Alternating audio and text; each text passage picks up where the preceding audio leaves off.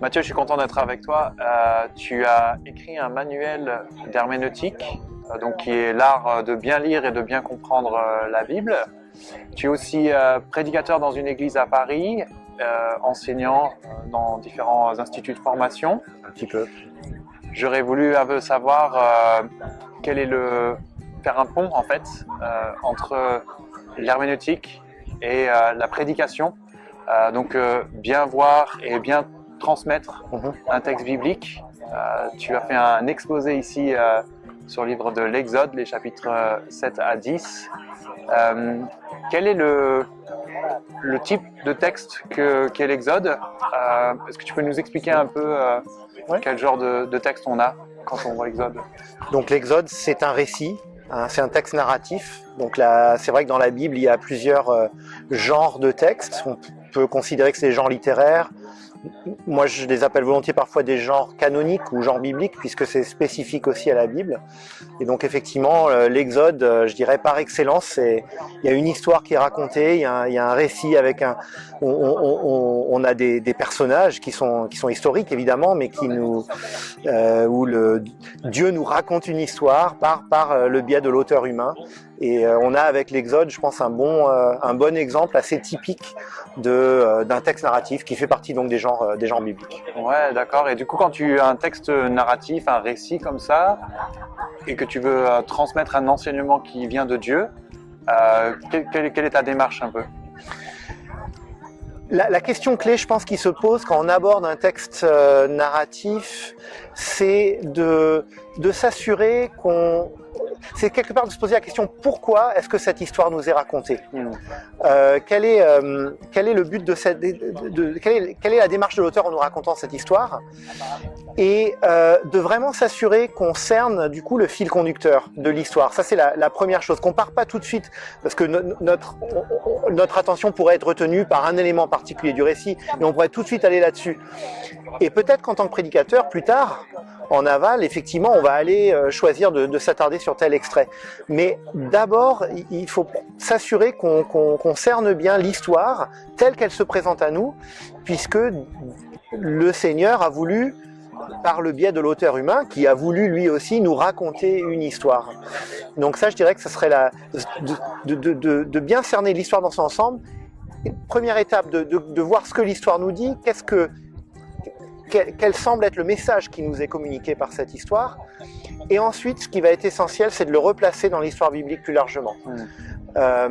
Et à un moment donné du travail, il va être essentiel de faire le lien avec la bonne nouvelle qui surplombe toute la Bible, dont les textes bibliques ne vont pas nous parler explicitement pour beaucoup d'entre eux, surtout dans l'Ancien Testament, mais ils sont là pour faire partie d'un mouvement biblique qui, ultimement, va culminer dans la venue et l'œuvre de la personne et l'œuvre de Jésus. Et donc, comprendre l'histoire en tant que telle, comprendre le message de l'histoire, l'idée essentielle ou les idées essentielles qui nous sont communiquées dans cette histoire, et je dirais qui sont vraiment communiquées dans l'histoire, pas, encore une fois, où tout de suite on va dire « Ah, l'histoire me parle de... par exemple, Moïse a douté, paf, donc je vais tout de suite partir sur le thème du doute. » Ça peut avoir sa place, mais d'abord, je dois essayer de voir l'histoire telle qu'elle est. Ensuite, donc, la replacer dans la grande histoire biblique avec un grand H. Et là, pour ce qui est de l'Exode, il y a évidemment des parallèles très forts à faire avec le plan de rédemption qui nous est révélé sur l'ensemble de la Bible et qui nous est vraiment révélé explicitement dans le Nouveau Testament. D'accord. Donc il y a un travail à faire sur le texte, comprendre dans le déroulé, il y a un lien à faire avec le reste de la Bible. Est-ce que il y a des pièges dans l'étude d'un texte narratif et surtout dans la transmission de ce texte qu'il faudrait qu'on évite? Oui, certainement. Je dirais que la tentation, ça va être d'isoler le texte justement du reste de la Bible. Alors déjà, on peut isoler des choses dans le texte. Donc ça, c'est ce que je disais tout à l'heure. C'est-à-dire qu'on peut se focaliser sur un aspect du récit tout de suite et oublier tout le reste. Et du coup,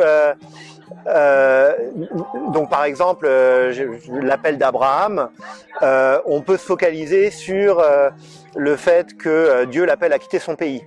Et paf, on part tout de suite sur ouais, il a dû quitter sa zone de confort. C'est légitime de parler de ça à un moment, sans doute, mais le texte continue ensuite et nous parle de quelque chose de beaucoup plus important que juste le fait qu'Abraham va quitter son pays. Et il va quitter son pays parce que Dieu lui promet quelque chose, et cette promesse, elle a un enjeu capital dans le reste de la Bible. Donc un écueil, ça pourrait être de se focaliser tout de suite sur une partie du récit. Je dirais, l'autre écueil qui peut être lié, mais c'est effectivement d'isoler le récit de la bonne nouvelle, du récit biblique plus large, et donc de la bonne nouvelle de Jésus. Et ce qui se passe quand on fait ça, c'est qu'on va vers du moralisme. C'est-à-dire que on va étudier par exemple l'histoire de Daniel, et on va voir que Daniel est un homme effectivement remarquable dans sa fidélité, dans le prix qu'il est prêt à payer pour rester fidèle à Dieu. Et encore une fois, c'est légitime de le dire, mais l'histoire de Daniel nous est pas donnée pour qu'on ait un modèle de fidélité à Dieu. C'est peut-être une raison seconde ou tertiaire de ce texte, mais avant tout, ça se situe dans une trame qui... on arrive de l'appel d'Abraham, des patriarches, donc Isaac, Jacob, la promesse qui se répercute de génération en génération. Et puis, on a plus loin l'Exode, l'esclavage en Égypte, et Joseph fait la transition entre ces deux étapes. Et donc, on doit voir comment ce récit s'intègre dans cette histoire plus large. Et le problème, si on isole un texte du récit plus large, c'est que du coup, on va pas prêcher l'évangile. Ou en tout cas, on va peut-être le faire, mais sans fonder l'évangile sur le texte.